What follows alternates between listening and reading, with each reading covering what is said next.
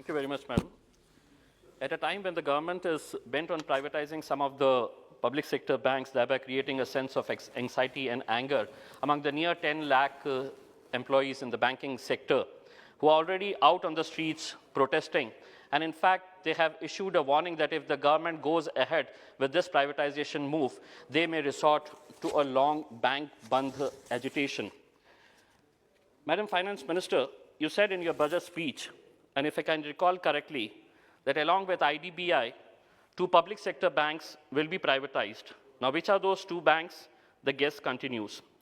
Indeed, we want development banks, we want infrastructure banks, we welcome that. But let me ask a few questions, some very uncomfortable questions. You remember IL&FS, Infrastructure Leasing and Finance Services. Now, this was a private sector company, and when it defaulted in payment obligations to banks that it had taken loan from, that time, the total NPAs of IL&FS was around 1 lakh crore. To be precise, 98,000 crores. Now, please explain, ma'am, to this august House, who had taken the decision, when and why it was taken to stand guarantee for a private finance company.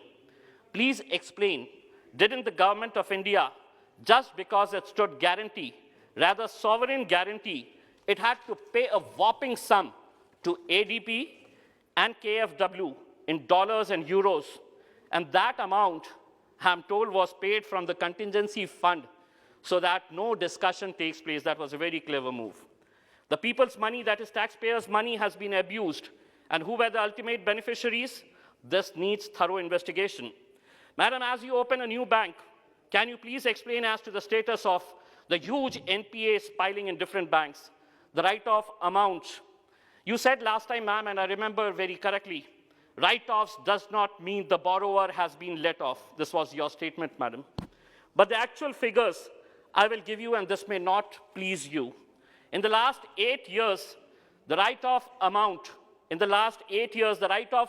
is 2,78,517 crores from the 12 banks, the public sector banks. And the recovery made is just 19,207 crores. This may be wrong because the data has been compiled from the websites of different banks. We would like some official figures to come from you.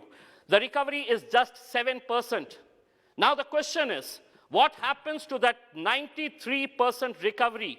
How, when, and how do you plan to recover that amount is a $1 million question. Madam, हम आज भी देखते हैं कि कई auto rickshaw वाले आते हैं, कई ट्रैक्टर वाले आते हैं और ये कहते हैं कि कोरोना के पीरियड के अंदर हम अपना इंस्टॉलमेंट नहीं भर पाए हैं। बैंक वाले कह रहे हैं कि आपको ऑटो सीज कर लेंगे, ट्रैक्टर सीज कर लेंगे, किसी ने छोटा लोन लिया है तो उनको परेशान किया जा रहा है। इस मुल्क के अंदर 2 कानून कैसे हो सकते हैं? उन गरीबों के लिए एक अलग कानून हो सकता है और उन धन्ना सेठों के लिए एक अलग कानून जो हमारा पैसा लेकर आज विदेशों के अंदर बैठे हुए हैं। My humble request to you, madam, is please get all the Modis, the Niro Modis, the Lalit Modis, the Malyas back into this country. They have taken our money and just vanished right under your nose. It was people's money that they took and vanished. And perhaps they told the government, we are done with the loot, we are going out. Catch us if you can. We request you, please catch them, bring them back, and send a message that anybody who loses the public money will have to face the music, will have to face the law.